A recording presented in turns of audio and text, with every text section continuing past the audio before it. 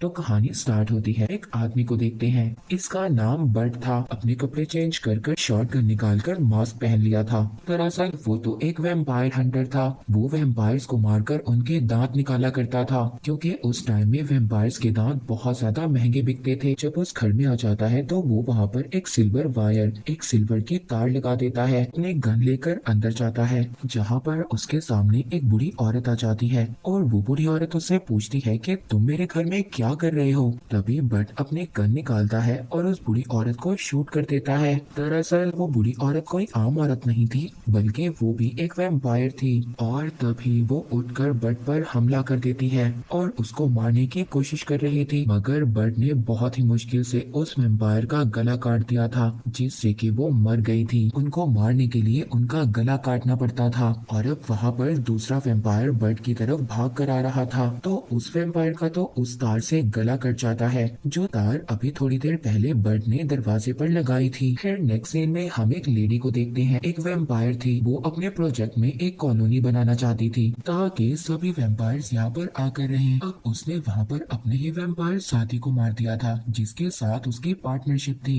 फिर इसके बाद बट अपने घर में आ जाता है। ये घर बट का किराए पर था। पीला रंग अपनी बॉडी पर लगाने लगता है ताकि कोई भी वैम्पायर उसकी स्मेल को ना सूंघ सके। वो इसलिए ऐसा कर रहा था क्योंकि अभी अभी वो जिन वैम्पायर्स को मार कर आया था, उनके साथी कहीं इसकी स्मेल ना सूंघ लें, उन्हें ये पता ना चल जाए कि उनके साथियों को इसी ने मारा है। फिर वो अपनी बेटी के स्कूल जाता है अपनी बेटी को देने के लिए। उसकी बेटी बट को देखकर बहुत ज्यादा खुश हो गई थी। बट ने अपनी फैमिली को ये नहीं बताया था कि वो एक वैम्पायर हंटर है। उसकी बीवी बट से पूछती है कि आखिरकार वो इतना लेट क्यों हुआ। बताता है कि वो एक घर में गया था पूल की सफाई करने के लिए। बीवी उससे कहती है, कम ऑन, झूठ मत बोलो मुझसे, तुम्हें पता है इन्हीं झूठों की वजह से मैंने तुम्हें छोड़ा है। और अब वो अपना घर बेचने की बात करती है, क्योंकि उनके पास इतने पैसे नहीं थे कि वो अपनी बेटी की फीस को दे पाए। अपनी वाइफ से कहता है कि फिक्र मत करो, मैं 7 दिन के अंदर अंदर पैसों का इंतजाम कर लूंगा। इसके बाद एक शॉप पर जाता है। वहाँ पर वो वैम्पायर्स के दांत बेचने वाला था। बट का फ्रेंड उससे कहता है कि मैं तुम्हें इन दांतों के $800 दूंगा। बट को पैसों की जरूरत थी, तो वो यहीं पर उन वैम्पायर्स के दांतों को बेच देता है ताकि उसके पास कुछ पैसे जमा हो जाए। अब रात को वही वैम्पायर लेडी जो प्रोजेक्ट पर काम कर रही थी, तो वो उसी बूढ़ी औरत के घर पर पहुंचती है जिस बूढ़ी औरत को बर्ड ने मार दिया था। वो बूढ़ी औरत उसकी बेटी थी और ये लेडी भी 500 साल पुरानी वैम्पायर थी। रोती है तो उसकी आंखों से खून निकलता है। वो अपने साथियों को अब ये ऑर्डर देती है। वो कहती है कि उस आदमी को मेरे पास पकड़ कर लाओ जिसने मेरी बेटी को मारा है। अगले दिन बट अपने दोस्त से मिलने के लिए जाता है। वो अपने दोस्त को कहता है कि वो दोबारा से यूनियन में काम करना चाहता है, तो वो उसको दोबारा से यूनियन में काम दिलवा दे। ये यूनियन एक सीक्रेट सोसाइटी थी, एक ऐसी सोसाइटी थी ये अपने एम्प्लॉयज को वैम्पायर्स को मारने के लिए भेजा करते थे। उसका दोस्त उसको यूनियन के अंदर ले जाता है। बट के दोस्त का नाम जॉन था। वो अपने ऑनर से जाकर कहता है कि वो बट को एक और चांस दे। जॉन के यूनियन में बहुत ज्यादा इज्जत थी, क्योंकि वो एक बहुत पुराना हंटर था। वहाँ पर अब जो ऑनर था वो बट को उसकी गलतियां गिनवाने लगता है। वो बताता है कि तुम जानते हो तुमने पहले वैम्पायर्स को मारने के लिए कितने ज्यादा रूल्स को तोड़ा था, और यही वजह थी तुम्हें इस यूनियन से निकाल दिया गया था। मगर अब वो बट के दोस्त जॉन के कहने पर उसको रख लेता है और कहता है कि अगर तुमने दोबारा कोई गलती की तो मैं फौरन तुम्हें काम से निकाल दूंगा। उसका ऑनर बट को डे शिफ्ट देता है, यानी कि उसने अब दिन में वैम्पायर्स को मारना होगा। फिर इसके बाद बट काउंटर पर जाता है। वो वहाँ पर जाकर उन वैम्पायर्स के दांत बेचता है। जो आदमी काउंटर पर बैठा हुआ था, पहले वो बट को पैसे देता है और फिर वही पैसे अपने पास रख लेता है, क्योंकि बट पर यूनियन कंपनी का भी बहुत ज्यादा उधार था। अब उसके पास उसका ऑनर आता है और कहता है कि यही तुम्हारा पार्टनर है और इसी के साथ अब तुमने काम करना है। इसके बाद वो दोनों एक बेबी वैम्पायर का पीछा करते हैं। बट अपने पार्टनर को बताता है कि ये बेबी वैम्पायर है, ये इंसानों का खून डाइजेस्ट हजम नहीं कर सकते, ये इसीलिए बिल्ली और चूहे का खून पीते हैं। जब वैम्पायर अंदर जाता है तो बट अपने पार्टनर से कहता है कि जब तक मैं वैम्पायर को ना मार दूं तुम अपनी गाड़ी में ही बैठे रहना। उधर बट ने भी उस वैम्पायर को मार दिया था, मगर वो वैम्पायर अचानक से बट के ऊपर आ गया था। तभी वहाँ पर बट का पार्टनर भी आ जाता जाता है। बट उससे गन मांगता है। बट के पार्टनर ने उसकी तरफ गन की थी, तभी बट उस वैम्पायर को मार देता है। बट ने वहाँ पर अब सभी वैम्पायर्स को मार दिया था और उनके दांतों को इकट्ठा कर लिया था। मगर यहाँ पर बट का जो पार्टनर था वो बहुत ज्यादा डरा हुआ था। वो अपने पार्टनर से कहता है कि फिक्र मत करो, शुरू में हर किसी के साथ ऐसा होता है।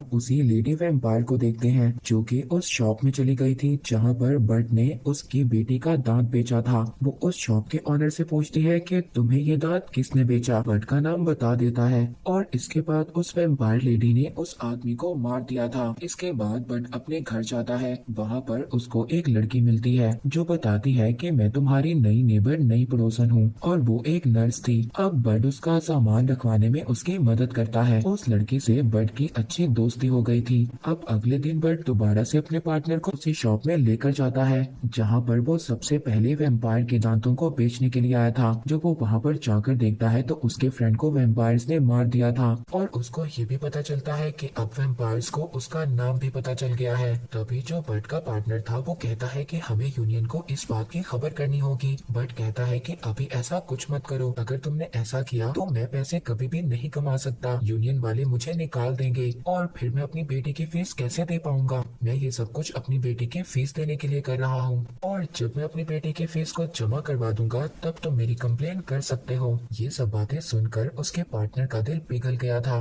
और वो कहता है कि ठीक है, मैं यूनियन को, ऑनर को कुछ भी नहीं बताऊंगा। अगले दिन बर्ट को खबर मिलती है कि वैली के अंदर बहुत सारे वैम्पायर्स हैं। ये सुनकर वो अपने पार्टनर को लेकर उसी वैली में पहुंच जाता है। वहाँ पर जब वो जाकर देखता है तो वहाँ पर 2 और हंटर्स थे जो वैम्पायर्स को मारने के लिए आए थे। बट उन हंटर से कहता है कि वो वैम्पायर्स हमारा शिकार है, इसीलिए तुम लोग यहाँ से चले जाओ। वो दोनों हंटर्स बर्ट को ऑफर करते हैं कि हम इकट्ठे होकर वैम्पायर्स को मारेंगे और उनके दांत बेचकर हमें जितने भी पैसे मिलेंगे वो हम आधे आधे बांट लेंगे। बट उन दोनों हंटर्स की बात मान लेता है। अब वो सभी मिलकर अंदर जाकर वैम्पायर से लड़ने लगते हैं। 100 से ज्यादा वैम्पायर्स को मारते हैं और उन्होंने वहाँ पर सभी वैम्पायर्स के दांतों को इकट्ठा कर लिया था बेचने के लिए। तभी वहाँ पर जो बर्ट का पार्टनर था उसको एक वैम्पायर पकड़ लेता है। वो बहुत ज्यादा डर जाता है। तभी बर्ट उसे कहता है कि वो बहुत ज्यादा स्ट्रॉन्ग है, तभी तो वो वैम्पायर से लड़ रहा था। ये सुनकर उसका पार्टनर बहुत ज्यादा खुश हो जाता है और बर्ट से कहता है कि मैं भी तुम्हारी तरह एक हंटर बनना चाहता हूँ। फिर इसके बाद बर्ट अपनी बेटी को लेकर उसकी फ्रेंड की बर्थडे पार्टी में जाता है। तभी उस वैम्पायर लेडी की कॉल आती है। वो कहती है कि तुमने मेरी बेटी को मुझसे छीन लिया, उसे मार दिया और बहुत जल्द मैं भी तुम्हारी बेटी और तुम्हारी बीवी को तुमसे छीन लूंगी। और तभी बर्ट डरकर अपनी बेटी को उस पार्टी से ले जाता है। वो उसको गाड़ी में बिठा देता है और कहता है कि खामोशी से बैठकर यहाँ पर गेम खेलो। वहाँ से भागने लगता है क्योंकि उस वैम्पायर लेडी के आदमी बर्ट का पीछा कर रहे थे उसको मारने के लिए। तभी वहाँ पर बर्ट एक एक को चकमा देकर मार गिराता है। बर्ट एक टनल में चला गया था। वहाँ पर एक छोटा सा रास्ता था। बर्ट उस टनल से निकलकर बच गया था और इस तरह से बर्ट और उसकी बेटी की जान बच जाती है। अपनी बेटी को अपनी वाइफ के घर पर लेकर आता है तो वो देखता है वहाँ पर वो वैम्पायर लेडी पहले से मौजूद थी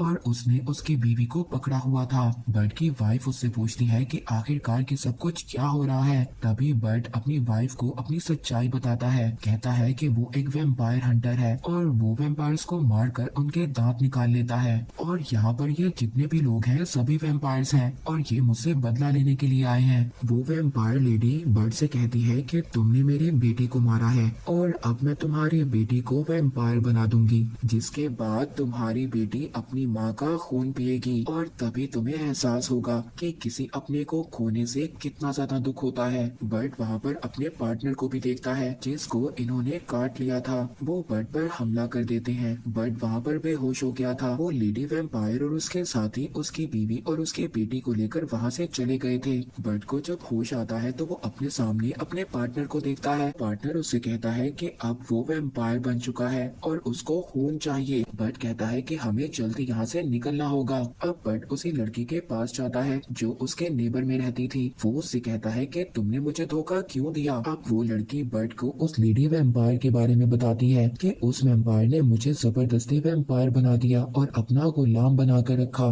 लेकिन अब मैं तुम्हारे साथ हूँ और उससे बदला लेना चाहती हूँ। तभी वो वहाँ पर बर्ट के पार्टनर को पीने के लिए खून भी देती है।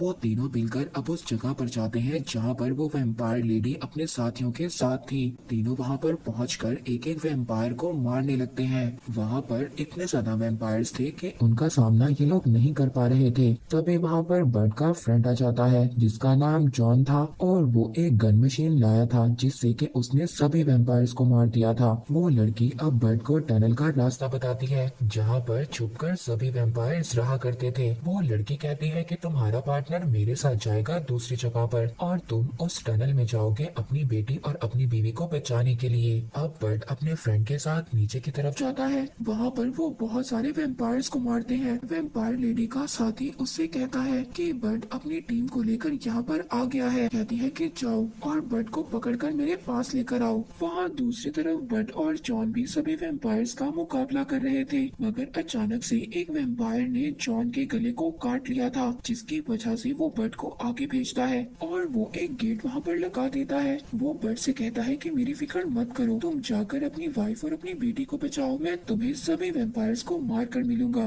बर्ड अपने दोस्त जॉन की बात सुनकर वहाँ से चला गया था। जब बर्ड वहाँ से जा रहा था तभी उसके दोस्त की गन में बुलेट्स खत्म हो जाती हैं। वो वहाँ पर अपना बॉम्ब निकालता है जो उसने अपने कपड़ों के साथ बांधा हुआ था। तभी वो उस बॉम्ब को ब्लास्ट कर देता है।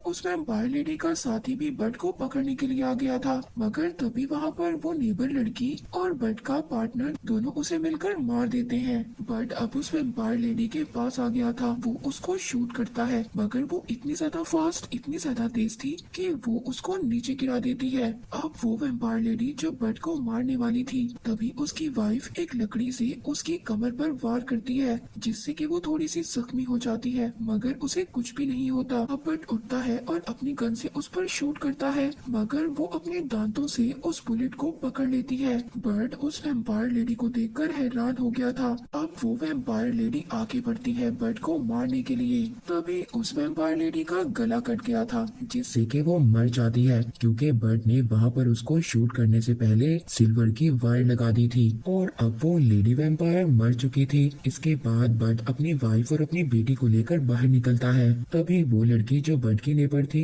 वो कहती है कि हम ये जंग जीत चुके हैं। इसके बाद बर्ड वहाँ पर अपने फ्रेंड जॉन का हेड उठाता है और अपने पार्टनर को देता है। कहता है कि तुम भी इसी की तरह बहादुर बनोगे। अब वो सब लोग बाहर निकलते हैं। वहाँ पर बाहर यूनियन कंपनी का मालिक आया था। वो ऑनर उनसे कहता है कि तुमने रूल्स को तोड़ा है, मगर यहाँ पर बर्ड का पार्टनर जो इसी ऑनर ने बर्ड के साथ रखा था वो कहता है हमने कोई भी रूल्स को नहीं तोड़ा, बल्कि हमने बर्ड की वाइफ और उसकी बेटी को बचाने के लिए ये सब कुछ किया था। ये सब बातें जब ऑनर सुनता है तो उनको कुछ भी नहीं कहता और वो वहाँ से चला जाता है। बर्ड की वाइफ उससे कहती है कि अच्छा ये सच था जो तुम मुझसे छुपा रहे थे, चलो मैंने तुम्हारे सारे झूठों को माफ कर दिया। अब वो बर्ड के साथ वापस दोबारा से रहना चाहती थी। ये सुनकर बर्ड बहुत ज्यादा खुश हो गया था क्योंकि उसको उसकी फैमिली वापस मिल गई थी। ये मूवी यहीं पर एंड हो जाती है।